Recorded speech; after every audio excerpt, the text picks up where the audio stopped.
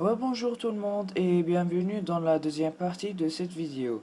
Dans cette partie, nous allons vous montrer les pièces qu'on va utiliser. Donc, premièrement, nous allons parler de l'Arduino Uno et l'Arduino Mega, laquelle on va choisir. En fait, le choix est simple car il n'y a pas vraiment de différence entre les deux Arduino. La seule différence est le nombre d'épines. Et le rôle de l'Arduino dans ce projet est d'exécuter le programme qu'on verra plus tard.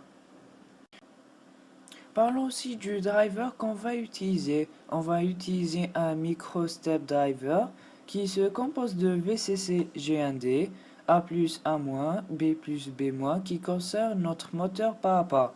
Tout ça appartient à la partie high voltage. On va aussi parler de la partie signal qui se compose de pull plus pull moins pour la pulsation, dire plus dire moins pour la direction et E1A plus E1A moins qui veut dire enable, mais on va pas l'utiliser cette fois.